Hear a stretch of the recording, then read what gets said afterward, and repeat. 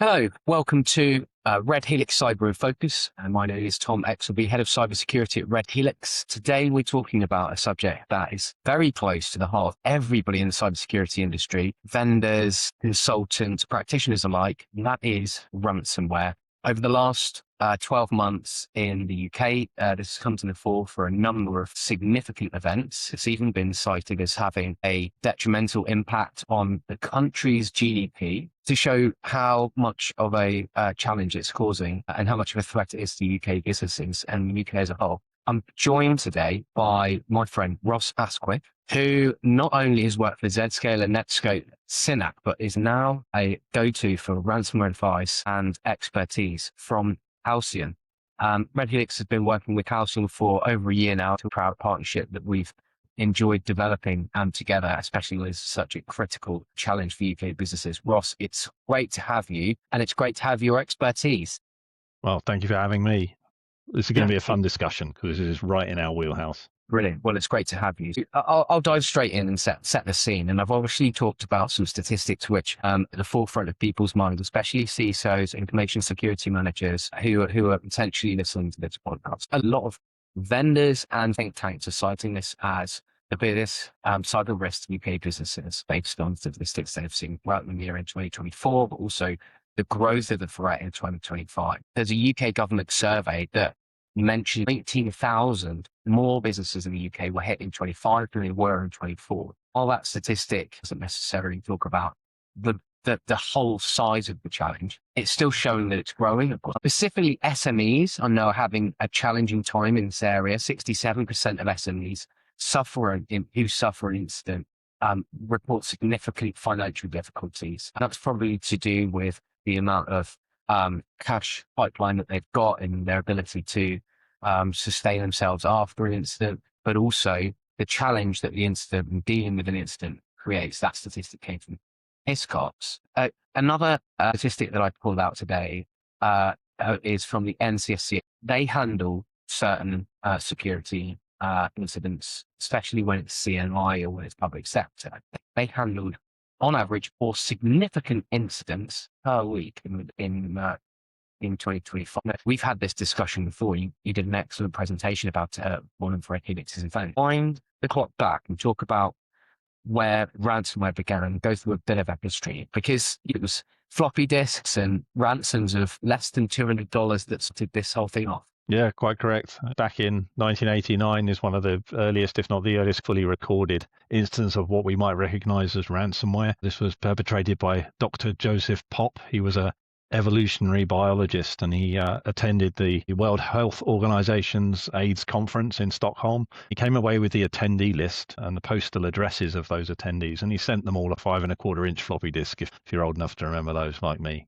That disk, it encrypted the file names on people's systems. That was enough to cause panic amongst researchers that were on that list whose life's work was on those machines. And he asked, you're quite right, for a ransom of just under $200, $189. He wanted a check posted to him. A ransom of $189 doesn't sound too bad nowadays.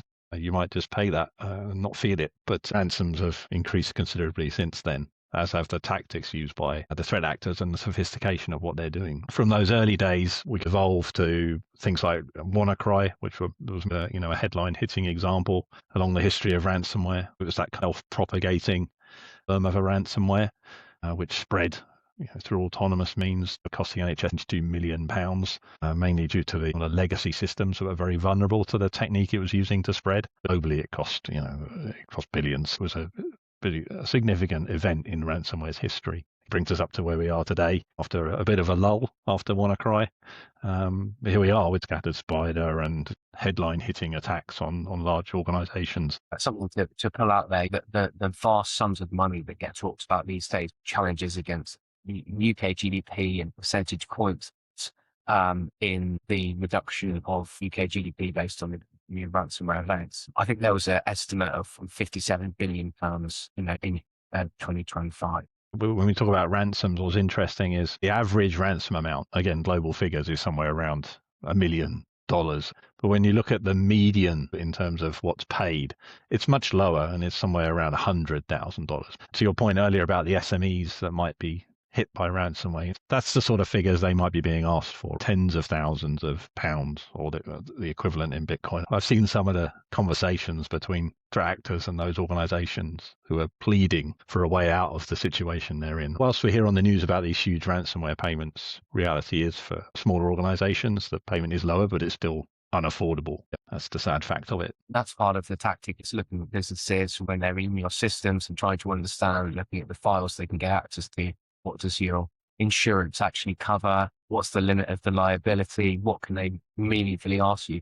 That all comes down to the professionalism that they put around this criminality they've created in some of these gangs. You look at, or we should, refer to these ransomware groups as ransomware as a service. That's a pun, if you like, on software as a service that we all use day in and day out legitimately in our organizations. Those ransomware as a service groups, they're a pillar in the ransomware economy. Those groups may perpetrate some attacks on organizations, but oftentimes it's their affiliates. They will market their ransomware services to individuals, to criminals, and then they get labeled as affiliates, and it's those affiliates that will conduct the attack. They may compromise an environment themselves and then use the RAS software in there to perform the ransomware activities, and then they operate some profit share with those RAS groups. They might buy access into the organization that they want to attack, and that's where the initial access brokers come in. That's another pillar in the economy. People who make a living out of breaking into an organization and then selling that access on to an affiliate that then uses the ransomware as a service group to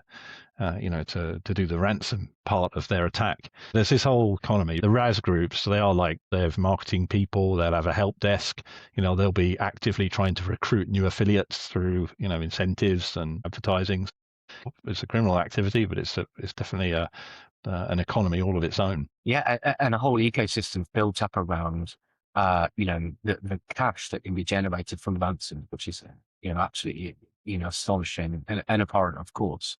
That it shows how much of an effective strategy this is for criminals trying to get cash.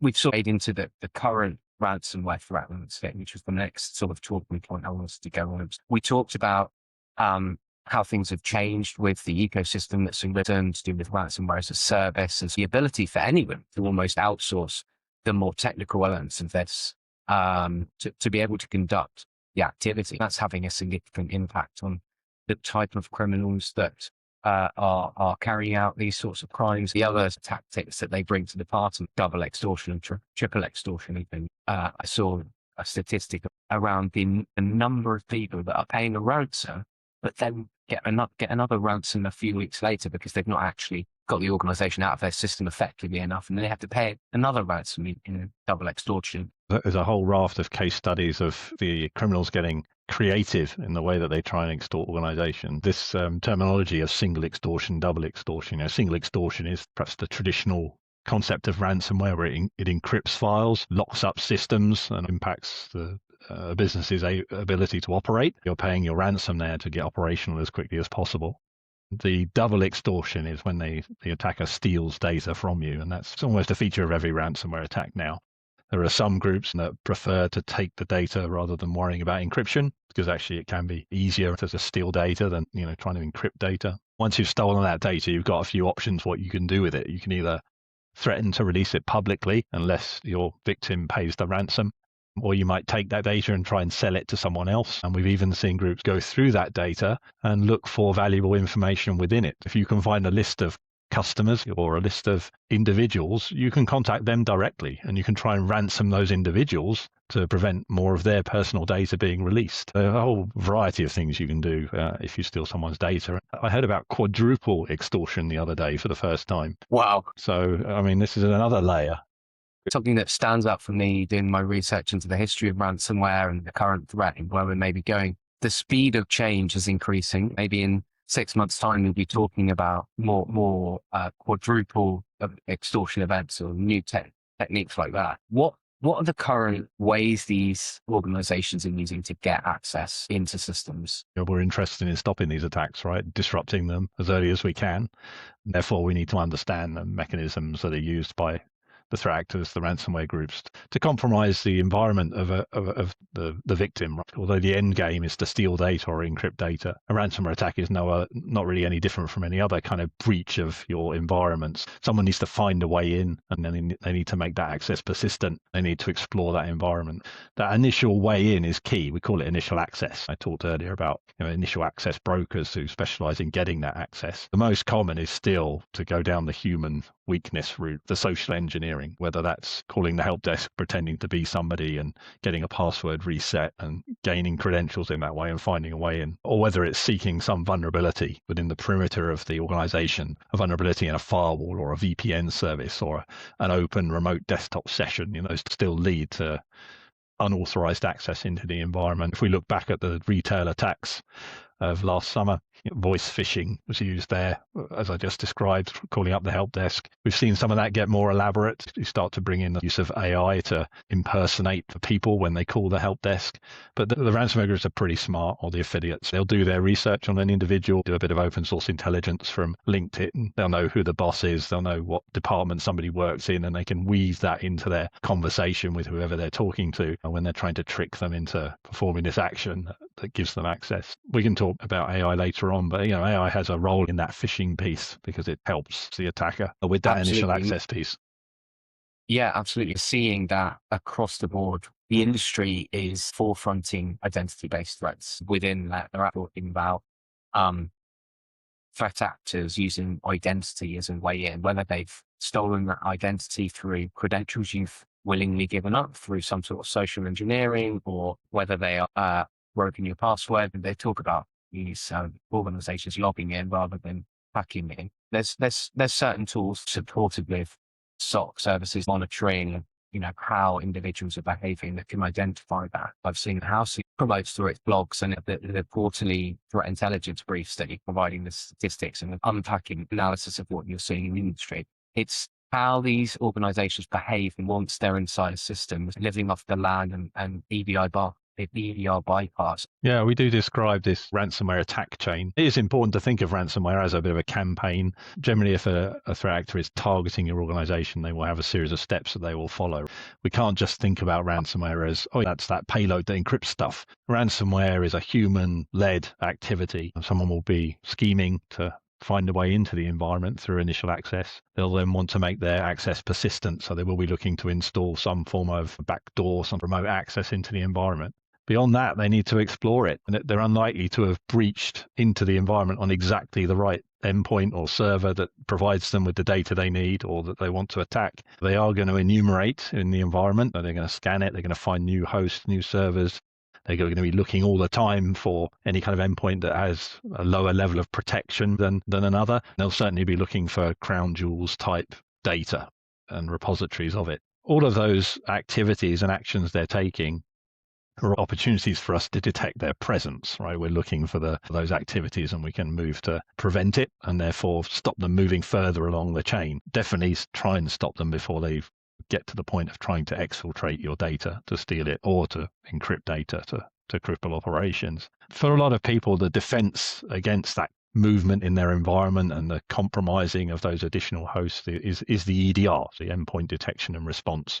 20 years ago would have called it AV, and it evolved to next gen AV, and now it's EDR, and there are other tools on the endpoints, MDR and XDR. Lots of acronyms, as always, here in IT. But the EDR is your primary line of defense. If something unauthorized is running on the system, you expect your EDR to detect it, to spot the malware. The attacker obviously knows that, and so they will come armed with utilities for bypassing those tools. That's, again, perhaps the most common feature of ransomware attacks today. Attack we hear about in the news. That organization is going to have had an EDR, and it didn't help them. That's because of these methods that the attackers have for bypassing them. Whether they develop that themselves, and there's open source code that can be customized for doing that, or you can go on the dark web. And I saw one recently. You can pay $7,000 and buy a tool that guarantees to bypass any EDR on a system. It's not difficult to do that. The attacker knows they have to do that. Generally, they will understand before the attack what preventative measures an organization has. They'll know what tooling is being used,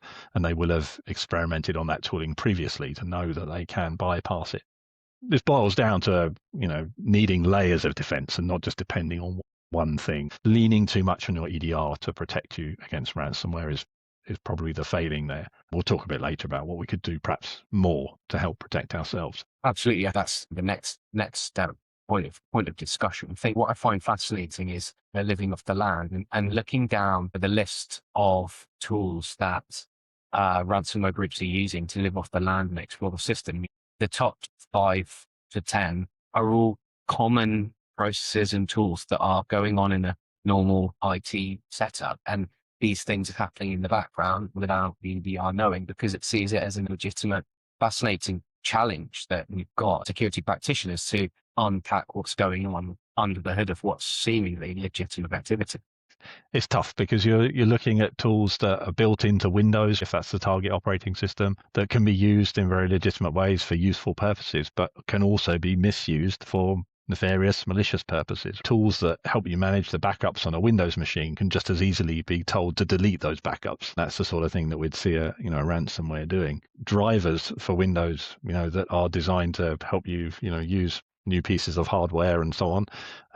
If they have vulnerabilities in them, they can be exploited and made to do things or behave in ways that they weren't intended, or give access at the system level to machines so that the attacker can abuse. Trying to identify those little unusual bits of behavior, the misuse of tools, which would otherwise be legitimate, is difficult, but super important. You should err on the side of suspicion. If I see a machine in my environment and someone running the angry IP scanner on it, for example, for trying to network scan the environment, maybe that could be one of my system admins or someone trying to diagnose a network problem, but I'd rather flag it and have it investigated if I saw it, because I don't normally expect that kind of thing. Oftentimes that will be the tooling that a ransomware group is using to try and explore the environment. So it's not always easy to spot, but we need to try. It would be remiss not to talk about what these actors are after doing. You mentioned data exfiltration. It's worth touching on encryption, data destruction, the things that they want to achieve that are malicious, that you're generally going to ruin your day at the point when you get your ransom notice. Talk to me about those end goals. And the final goal is that potentially that cash, but how are they going to really ruin your day with this last action they're only to achieve? Go quietly up until the point of encrypting your systems. That's when you find out for the first time that something's very wrong in the environment and you're unable to access data, or systems don't work in the way you're expecting them to. If data has been stolen from you, then, as we talked about earlier, it could be that they're going to try and sell that to someone else, which makes them money, but also is a problem to you as an organization, because your data may be proprietary, it may be sensitive, it might be legally regulated. We've seen threat actors look for data that you hold that identifies health and safety breaches or something that isn't compliant with GDPR. We've seen the threat actors take that data to the ICO and try and report or threaten to report you to them for what they found in the data. This is an example of that quadruple extortion. Likewise, we've seen people look at that data and find financial information there that could help them play the markets. So I can use the case of the retail attacks last summer. Before those attacks, there were people shorting the market in the retail space. So they were betting on the retail market falling. So who do you think it was doing that? It's the threat actors. It's another angle for making money that they've come up with. That's got me thinking now of not just the end option for a ransom. It comes back to what we were talking about around EDR. The virus then went to EDR, we've started to monitor it. The threat actors have seen that, they've realized it's in their way. Good old military phrase comes into play, which is adapt and overcome. They've got a challenge, they've overcome that challenge by adapting their TTPs, and in that case, they go after the back end of the EDR to disable it so that they can then do their lateral movement. I wonder whether people aren't paying the ransom so regularly at the moment. They're being, there's a bit more resilience in the market against data exfiltration. And so they're finding other ways to use the data they've stolen to have that end advantage. That's really interesting insight around shorting the market. There is a resistance to paying ransoms. I think we have seen the ransoms payments fall. The overall revenue, if you like, to the ransomware groups from ransoms is still pretty high and staying fairly level, but on an individual basis, there's a resistance to paying. People don't want to be funding criminal activity, which is basically what you're doing, or you're funding nation state activity in some cases. There's also legislation coming in the public sector, government bodies, NHS, you're not allowed to pay a ransom anymore. anymore. Someone's drawn a line in the sand and that's it. You're not going to pay it. And no matter how difficult a decision that might be, maybe when the time came, the decision's taken out of your hands. That is a bit of a relief probably to some organizations that they don't have to plan for that. It's a very difficult decision to make when you're asked for a payment to reinstate your business, especially if your business is at risk of going out of business if it can't operate, or for example, in healthcare, right, there could be lives at stake. A business, if an organization couldn't operate, it's extremely difficult to make decisions whether or not to pay a ransom when you're faced with it. And one piece of advice I normally put in all the presentations I do is, have a plan as to, what you will do when faced with a ransom demand, because you don't really want to be making a decision on how much you might pay or whether you might pay when it happens, because you're going to be under all kinds of pressure and there's going to be all kinds of craziness at that point. So have a documented plan should it happen. I want to move on next to what you think we're likely to see in 2026. What are the trends around ransomware that you think are going to be prevalent? One thing that's interesting about ransomware is it doesn't necessarily need to evolve that much because it's proving quite successful as it is. And we still see very much the same format of attacks that we've been seeing over the past few years. There's nuances to it. The extortion, as you pointed out, Tom, that's changed over time. They're coming up with new ways to use the data and abuse the data. But the tactic of getting that initial access, typically through some form of phishing or impersonation, and getting credentials through that chain of exploitation within the environment, through to whatever the end goal is, to exfiltrate or encrypt, it's remained the same. And the payloads that are doing the encryption or the exfiltration, they're mainly the same too. They're using the same robust encryption mechanisms to encrypt data, things that can't be reversed and leave you with no choice but to pay a ransom or perhaps go to your backups. Everybody has backups, and that is the main route to recovery from an encrypting ransomware attack. Something that stuck out for me was that the core threat is not likely to change, but there's some characteristics that's come around it that are probably going to adapt with the adoption of new technology. So, for example, a bit of an AI arms race between the criminals and the defenders around who can evolve the quickest, leveraging the power of AI in different areas, using it to search for targets and weaknesses and the social engineering. The defenders are going to probably try and use that to analyze the traffic in their network to spot threats before they become before they break in. Some statistics that I pulled earlier on from ransomware.live, which is a great tool to look at the trends and the targets that are going on. And I just looked at the top 3 organizations that were targeting the UK, Quillin, Lockbit, and Akira. Stats for 2024 and the stats for 2025. In 2024, they were all lower numbers. Akira had 300 reported attacks. 530 for Lockbit, 180 victims for Quillin. If I then look at the 2025 statistics, Quillin's well over 1,000. So is Lockbit. Akira's up at 750. And if your sales director was projecting those targets as one business, you'd be thinking, wow, we are really succeeding. So these gangs are, going from strength to strength. They've obviously had a step change in their capability to deliver faster and probably more damaging effects to be able to achieve these figures. Yeah, the definitely speed of the attack. I used to read about kind of dwell times in environments that would be days and weeks. Now we see the average kind of breach to exploit time sort of 10 days is not uncommon, but equally we see something that are in hours, right? They're in and out, either with stolen data or the damage done by encryption. It's always an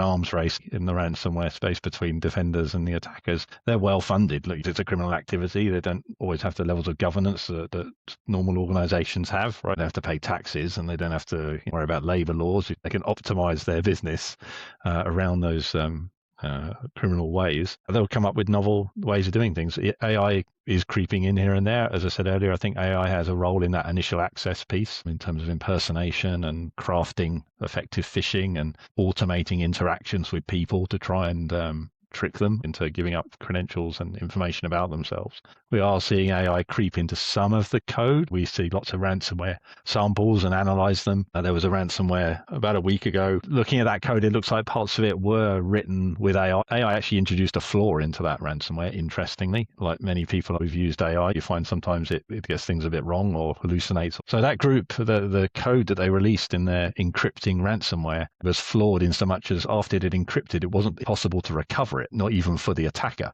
For the attacker, that doesn't necessarily matter because they can still ask for the ransom. Then they can either just go silent or they could send a bit of software that doesn't work to recover the data. But they'll ruin their reputation if they do that too much. This group is pretty small, so I don't think there's a risk of that at the moment. But ransomware groups have to show a route to recovery for organizations. And if they can't, then their reputation suffers. Or can't ransom people if no one believes you can do what you say you can do. To help them recover, then you won't get a ransom payment. You mentioned ransomware.live, which is a great resource. On there, you can look at some of the transcripts of conversations between ransomware groups and their victims. And you can see that some of them, they talk so nicely, like they're almost doing you a favor by helping you recover. Sometimes it gets there's a little undertone of aggression, but other times it is like, oh yeah, we're helping you by pointing out these flaws in your environment and bringing them to your attention. We should be grateful for what they've done. Equally, some of those transcripts are a tough read because the victims are at the real end of their tether, and you can tell the desperation in the way that they're talking, which is extremely sad to read. Some of the ransomware groups we've seen in the past, have shown some sort of compassion, or maybe they've avoided targeting certain types of organizations, but others have been absolutely ruthless. They go after medical institutions, childcare. Nothing's off those. Well, they're people. criminals at the end of the day, aren't they? They are. Just to dwell on that point that you mentioned, it does come up in conversation every now and then. This is people's livelihoods. These are the businesses that they've built or the services they provide. A great example being everyone got a phone call from their mother or their grandparent when they couldn't order something on M&S, and they got in touch and said, what's going on? The stress and the strain, and you must have these discussions with people that are suffering an incident where housing is coming in after the incident's happened to support businesses and help them recover. That must be quite traumatic being on the other side of the fence trying to support people and seeing the stress that is put on them from these sorts of crimes. Yeah, and we hear about M&S. It was big. It was in the news. Everybody knew and learned what ransomware was. My parents suddenly understand what ransomware is and what I do for a job for the first time. But there are other companies that we don't hear so much about. There's the infamous case of Knights of Old, the logistics company, right, 100 years old, taken out by Akira. They couldn't afford to pay the ransom. Their systems were locked up and they went out of business. That's a pretty sad story, really, isn't it? Oftentimes we are working with organizations to try and prevent the threat of ransomware, make them more resilient to ransomware. But other times we do engage with businesses that have been hit and we're coming in after the fact. Most organizations, depending on their size and maturity, they may engage with some form of incident response partner. They may have their own internal incident response teams, and we may join that effort. But ultimately, if you're faced with encrypted systems, there's not an easy way out of that. Very occasionally, ransomware encryption tools will have flaws in them. Their cryptography may not be up to scratch, or they may have some vulnerability that can be exploited, and actually data can be recovered using those mechanisms. That is something we get involved in, but it's a minority of cases because the vast majority of ransomware software is robust. And unless you're there either preventing it or being present when the encryption happens in order to learn about the encryption that enables you to be able to recover from it, then you've got a tough job on your hands to recover. And I mentioned backups earlier. That's the route that most people go down. Backups are the obvious place to go if you can't access your data. Unfortunately, the backups are generally targeted by the attackers. It's in their interest to try and take those offline or delete them or corrupt them or encrypt them as well to restrict your access to those backups. They don't have to destroy them. They could lock you out of the backup system that you use to manage your backup. There's various techniques that we can see them using. But again, it's in poisoning their as well. They hide in the backup, and when you restore the backup, they get put back into the system. Yeah, that's one of the disadvantages of this long dwell time. So someone has compromised your environment and they've installed a number of backdoors on different systems, then you'll have backed up those servers last week or yesterday. If you restore from them, you're restoring to a point where the attacker just has access again. Most attacks, large-scale attacks on organizations, the attackers will be there live, right? Hands on keyboard, as we say. It's not the case that they've pinged off something into your environment and then they go and do something else while that that automatically compromises you. They will be dynamically adjusting to what's happening in the environment. As you're trying to defend and lock down systems and evict them, they're trying to dodge you and block you from doing that and exploit new systems. It's a bit of, hands-on keyboard warfare. Really interesting to get that insight. We've gone through the history of ransomware, the current threat, looking at what we expect, how we expect the threat to evolve. You were also in the business of providing some actionable insights. It'd be remiss of us to not mention what people can do around this. And obviously, there's Housing, which I've looked at as a tool. I think it's really excellent. At Helix, we work with you guys to deliver that. The Cyber Essentials certificate sees 90% fewer insurance claims. That's effectively telling us that Cyber Essentials does give people a positive mindset towards their security situation. There's all sorts of other things that you can layer on top of that when you're talking to businesses, and how do you help them design the right solution for protecting them against this? Yeah, I think it definitely starts with some of the basics, and I think Cyber Essentials is the basics. A big part of preventing any ransomware attack or otherwise is that initial access piece. Organizations generally focus a lot of effort there. That's for our phishing protection and our multi-factor authentication and our end-user security awareness training. That's all about trying to stop someone getting in the front door. As a solution, Halcyon picks up really where the EDR leaves off. That's the way we sometimes describe it. It is all about layers. For a lot of people, or resilience to ransomware is based on an EDR, and then your backups. And they're your two key layers for dealing with a ransomware incident, either trying to prevent it or to recover from it. Halcyon lives by the fact that there should be more layers in there. We see EDR bypassed all the time, so let's drop in another layer beyond that. Let's look out for these behaviors that we know are commonly associated with ransomware, such as data exfiltration or tampering with backups or lateral movement and privilege escalation. These are things that require tools and execution on the machine that can be detected. Furthermore, if a ransomware attack takes place and encryption occurs, we actually have a capability to see that encryption happening and capture some of the cryptographic material that we would need to be able to decrypt encrypted data. That's quite a novel approach to resilience, because in a situation where for some reason or another your backups weren't available or would take too long to recover, or whatever the reason you felt you couldn't use them was, you have another option on the table now. That's what I'm always quite proud to be able to offer organizations when that worst time comes. Is another option on the table that you might be very grateful for, or might be your only choice. Either way, it's there. Much as I'd rather prevent ransomware, being able to recover from it is just as important. A move from trying to prevent everything to acknowledging that perhaps certain cyber risks are inevitable, and we need to think about resilience rather than your prevention. And that's the absolute word that's the hot topic at the moment. When I'm speaking to business leaders and security practitioners, saying, how can I genuinely build resilience? If you're thinking around your NIST framework, how can I really get to that right-hand edge where you've not only identified, you've protected, detected, you've been able to then deliver a response and deliver recovery as well in that layered solution.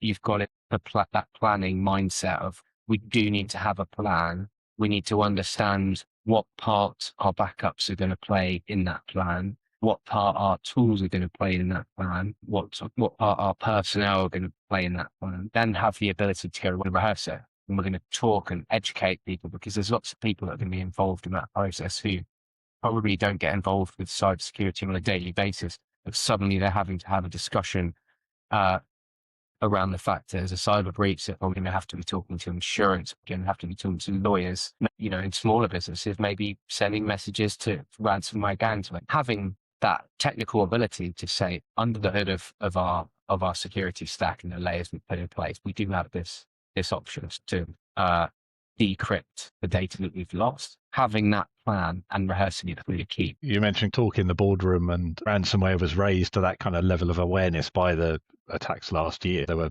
CEOs asking their CISOs, what are we doing differently from M&S or JLR? What are we doing beyond the controls that they had? Because most people have the same controls. That definitely raised the profile of ransomware, but it also got people thinking about their resilience to an event like we saw hit those organizations I just mentioned, right? So minimum viable business, right? What do we have to do to be prepared to drop to that in the event of a sophisticated ransomware attack? It is all about resilience. I think I've heard it several times now, and I think that is a focus for 2026. It's a move to this thinking about resilience. and an acknowledgement that you can't stop everything every time. Some form of attack on your organization is probably inevitable. You've scuppered my final question there, Sorry. Ross, because it was going to be, if you're a CISO in 2026, looking at the threat landscape, where will you focus your effort? We've reached that logical conclusion. It's that resilience, the ability not only to have a layered solution, but understand how you deal should the worst happen. There's a couple of other specifics. One thing that we haven't talked about yet is the supply chain.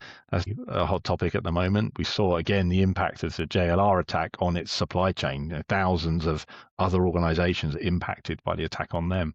But equally, it can work the other way around. If you're a key supplier into the NHS, for example, and you're hit with ransomware and you're not able to operate as a business, you could impact clinical services within a hospital just because you're a supplier to them. Again, it is looking at its supply chain and looking at ways to ensure that there is better cybersecurity within its supply chains. Since we're talking about encryption, I always seem to get asked about quantum encryption. It isn't a thing yet, but I read recently about people preparing for what's called the post-quantum harvest, which is where data that is encrypted today, if it's stolen, you think, oh, it's encrypted, it's all safe. But if that data has long-term value, then in 10 years' time, when quantum encryption is able to decrypt the best of our encryption today, actually that could be a problem. Most sensitive types of data, how can I encrypt that today to protect it from quantum decryption in the future? These are like sci-fi words, but I've seen it on people's radar. So yeah, well, absolutely. I mean, there. it's been reported in the news that we're expecting that even state level actors are harvesting like intellectual property.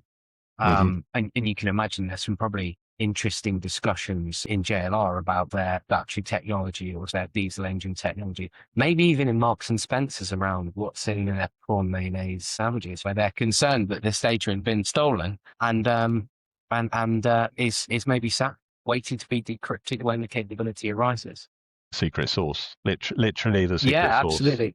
But I mean, the good news is we haven't seen ransomware yet using quantum encryption. To bring it back on topic, I'll round off with that one. It can be bad, but at least it's not quantum encryption at the moment. Maybe that's a future for ransomware. We'll have to wait and see. I think what we should signpost listeners to is the Halcyon blog, because you can bet your bottom dollar that should quantum encryption be involved in a ransomware event, you guys will be one of the first, if not the first people to suss that out and be talking about it in a constructive way and figuring out how you're going to get around it. Ross, we've covered a real breadth of talking points there. We've gone from floppy drives to quantum encryption, all within a short podcast.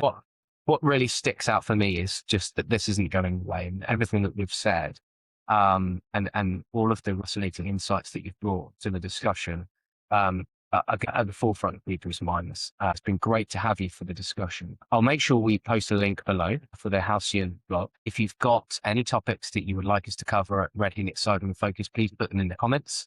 And make sure you subscribe and keep you posted for future episodes that we're going to drop. So thanks, Ross, for joining. It's been brilliant talking to you, and we definitely have to have you on again, especially as the threat landscape develops in 2026. Thanks for having us, Tom. Talk to you again soon. Thanks, Ross. Take care.